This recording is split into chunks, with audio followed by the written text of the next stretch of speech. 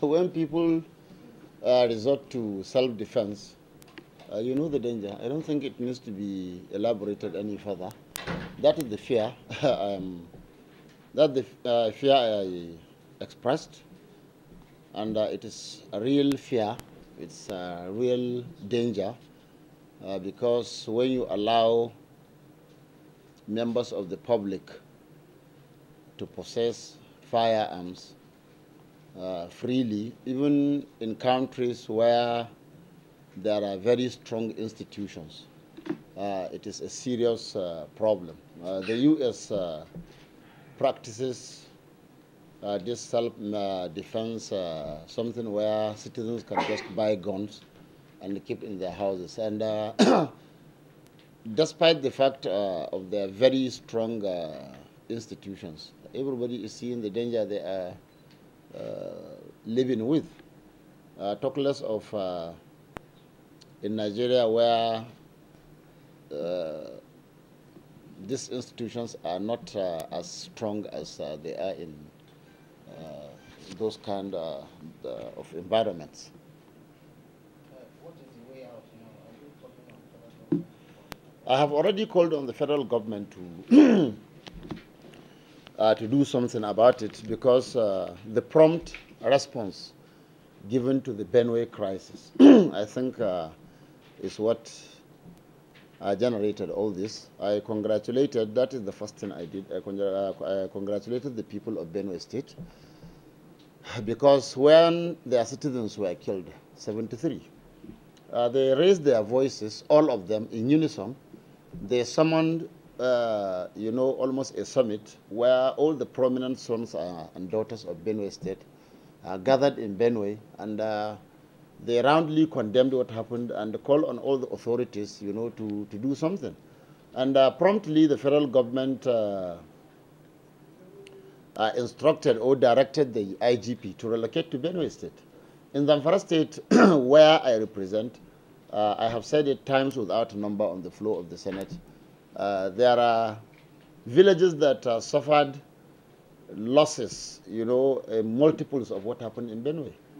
In Ergala Dima, in Maru local government, in a day, within 2 hours, more than 200 people were killed. Within 1 hour, 152 corpses were piled, you know, according to Islamic rites, and prayed upon and buried. The state governor was in attendance of that burial. It was televised. It's everywhere.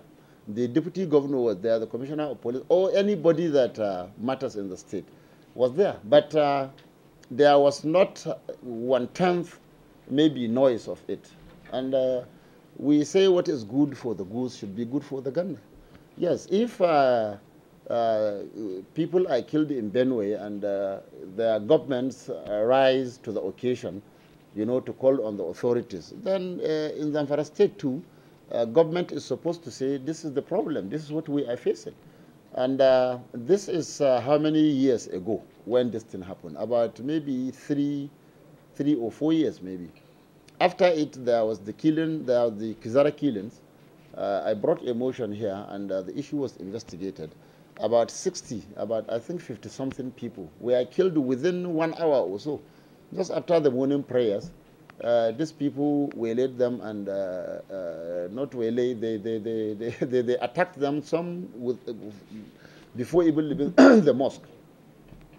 And nothing. Then these things keep happening every day, every day, every day. Now, from these skirmishes and the killings, now, what do you call it? Kidnapping has set in, where young girls are kidnapped and kept in the bush, raped, and everything. I mean, then people are made to pay money. And where do these people have this money? They don't have. Like what I raised today, just on the 26th, today is 30th, 31st. So on the 26th of this month, about 5 people were kidnapped in Kungurumi village in Bungudu local government. One of them, a young lady that is just 1 week away from her wedding. And she is still with these people. Now, her parents are poor. These people are poor. The first two regained their freedom after paying the sum of 1.2 million naira. The other 3 land paid 2.5 million naira. How do they raise these monies? They sell their farmlands and everything. So you can see the multiplier effect, of these problems, because our people are maybe more than 90% peasant farmers. They go to the farm, to get their means of livelihood. Now they sell the farms to regain their freedom. Now, after regaining the freedom, what happened? Now you have young men, day in, day out, joining these groups every day for very obvious reasons. Some for material gain, some because they have lost everything. And there is just nobody to protect them. You can't report to anybody, you can't say anything, you can't do anything. And government is saying that nobody shall talk. Now, it is my duty to talk, even if I'm going to lose my life. That is why I am voted in. And that is the price of leadership. The first duty of any government is protection of lives and property. And where there is no peace, then nothing happens. Now, when I said this thing on the floor, I said it on the floor of the Senate as a serving senator of the Federal Republic of Nigeria. I expected government to engage me. If I lied, then that amounts to perjury. And I'm ready to submit myself, for prosecution. I even said that if what I said is proved to be lies, I'm ready to resign. I will resign and I will submit myself, for prosecution without any plea. Because you cannot lie on the floor of the Senate. When you have people moving around in uniform and that are not security distance, then the danger is just better imagined. Then you assemble, instead of engaging or denying or saying something, you assemble some useless small miscreants and pimps, to attack somebody's personality on radio because you were in government. I was in opposition with the same government of the day, and we knew what we suffered when we were denied access to just the same radio and everything. And today, because you are in power, you feel you can do the same. And how many days do you have to leave? Now, when you leave, where are you going to? They have families in the same district. I have families. I can be in Abuja, but what happens to my wider family? I have a family that has history of over 300 years, in Gusau. My family is over 3,000 now. And you say you want to engage me in this thing. That is why I said, I don't know these bandits. I don't know one. The only thing I can say that is close to that is one of the kingpins was brought to Gusau on condition of, what do you call, amnesty. Yes, there was this time that the state government inaugurated a committee for amnesty. And they call one of the kingpins that is popularly known as Buhari Daji. And they agreed that they are going to stop these things. Even at that point, people were skeptical about the honesty of this group. Now, this man was brought into Gusau, was brought into government house, and everything. They ate, they dined together, and the pictures were taken. That is the only person I have ever seen his picture on. Now, after that incident, the group splitted into two. Some truly repented. But the problem, okay, Katsina also was suffering the same thing. Now, they had the same kind of arrangement, but we don't know their own type. Now, it is like all the people from Katsina or the ones operating in Katsina now repented. So now, Zamfara State and especially my constituency was splitted into two. Now, there's a boundary. Now, from this boundary, this side is the repentant group of, that are looking for this one that didn't repent. They move around in our communities, in our villages, with their rifles, and in military uniform, and some in police uniform. Of course, they don't touch anybody. They don't do anything. Unless maybe you would never say that all of them are good ones. You can never, but majority of them are not. Now, the other group lives in the forest or whatever. Just last week, I was reliably informed that they had a very terrible clash for running. Some say it is still going on. According to reports, they said both sides recorded very serious casualties, but the repentant group recorded more casualties. According to groups, they said about 100 people killed. Now, the problem that disturbs me, not even the local media now can report this thing because of fear of their own lives. Nobody can report this thing. It is not said over the radio. It is not on papers. No, the security agencies were not informed. Where are we heading to? Where are we going to?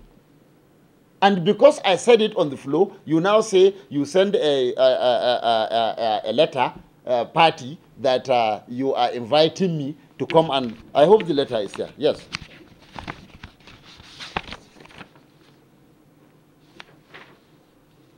See, now what has party got to do with issues raised on the floor of the Senate? That I am compelled to invite you to attend a stakeholder meeting to make, following some issues bordering on the image and the security of our state. Image. Which image do you have when your citizens are being killed like rats? Where is the image? Where is the image? You state you were prominently featured in. What's the meaning of this? And they have this track record, or they have set a precedence. I've said it on the floor too. In 2012, a member of House of Representatives that we were serving together said something uncomplimentary about the government. The next thing is the party, under the same this leadership, invited him to Gusau for a meeting. The next thing, on arrival at the venue, he was attacked, his car was smashed, seriously, he escaped by the whiskers. Next, just late last year, the Speaker and the members of the State House of Assembly also summoned the governor carrying out their responsibilities. And they threatened that they will even impeach him. The next thing, the party wrote them letter, come for a meeting. On arrival at the venue, they were attacked, their vehicles were smashed, some of them had their clothes torn, and all sorts of things. And that is what I said. Honestly speaking, I don't know one thief in Zamfara or one bandit. I don't know any. I have never seen one except that Buhari Ndaji that I saw his picture. I have discharged my own responsibility here. And if in the course of discharging it somebody is not happy, I expect him or her to engage me openly, come out with facts, say Marafa is telling lies, these are the facts, call people. Zamfara state is not populated by only 3 people. There are millions of people. Call people, interview them, and I think you press, you have responsibility, and the members of the international community should come and enter Zamfara and corroborate these things or deny them that so-so person is telling lies. But I don't know any. Now my life is being threatened. I don't care. They have been sending me messages, insults, all sorts of things. Who will deal with you. I am a son of the soil of that place. My great-grandfather founded Gusau. Nobody can stop me from going to Gusau. And I'm going to attend their meeting.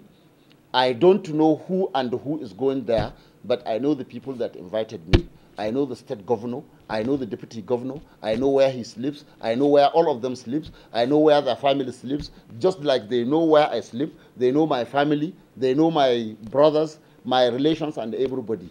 If anything happens to me, if I die, my children, I have already told them, take over the battle. And my relations, if I don't, I'm going to hold them responsible, and it's going to be eye for an eye.